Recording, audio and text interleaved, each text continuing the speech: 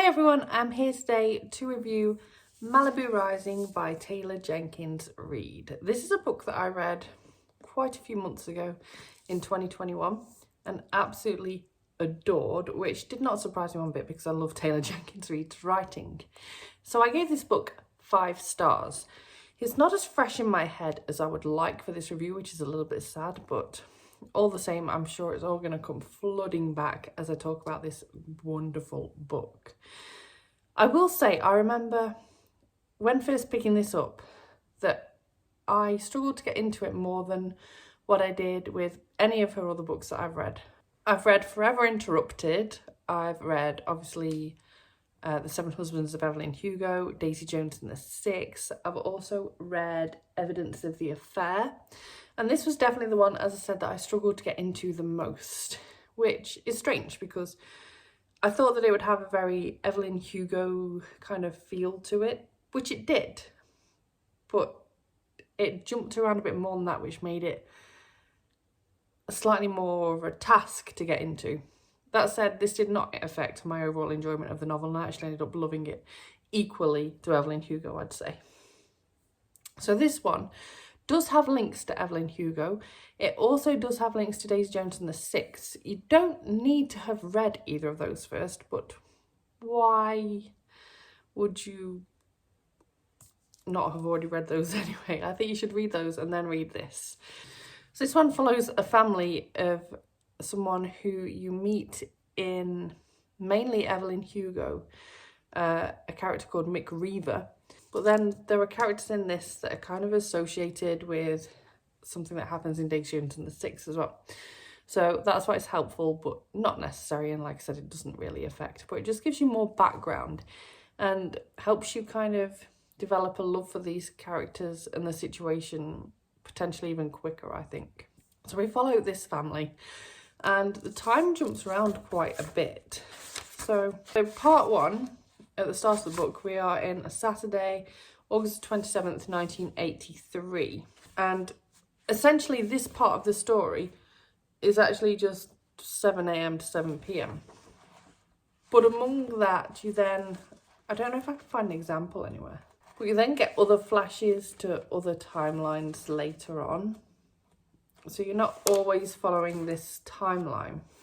You learn more about these characters' parents' past. So these children have got the famous father of Mick Reaver, and they all have their own little secrets going on. They all also have their own kind of quirks and things that bring their characters really to life.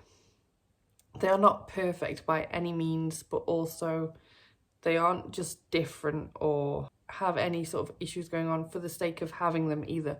It all just feels really well rounded out. The mother figure in this is just, it got to my heart quite a bit, let's just say. This is just as tear-jerking as Evelyn Hugo. Like, Evelyn Hugo broke me, this also broke me. And it's just something about Taylor Jenkins Reid's writing that just makes you care about characters, makes characters feel real, and just gets you attached to them. Like I said, it was a slow burn in terms of me getting into this book, but once I did, I just adored the characters so much. By the end of the book, I was totally invested in the characters, and everything that happened throughout it really had a strong impact on me and broke me into pieces. Because I can't remember this in detail, I'm not going to be able to talk about specifics on anything, but I will say that I really enjoyed the mother character. She was one of my favourites. Meanwhile, the oldest daughter, Nina, I really felt a connection to her because A, I'm the oldest child, but B, there was just something really captivating about her almost. She was definitely the most interesting of the characters for me. There are so many twists and turns in this as well. You cannot take anything at original face value. There's just so much packed into this relatively normal size novel. And it is a lot more historical fiction-y than what Evelyn Hugo was, for example. That's got a lot of modern world in it. This is just various different levels of historical fiction. If you're someone who struggles with historical fiction, you might struggle a bit with this, but at the same time, you could kind of con your mind into thinking that you're in a more modern day. that could potentially work for you, I think. I just want to just sit here and go, I loved this book. This is definitely one of my favourite reads of 2021, I have got to say. And that didn't surprise me one bit. Obviously, I bought the hardcover as soon as it came out. I read it pretty much not long after as well. I just got so immersed in this world, so immersed in these characters, so immersed in their family life. And I think it really is just one of those that you have to check out for yourself. You could read and watch as many reviews of this book as you wanted, but you'll never get a full idea of just how wonderful it is unless you pick it up yourself, because it's just interwoven in such typical Taylor Jenkins Reid fashion into just such a wonderful read. I can't wait to read yet more books by this author.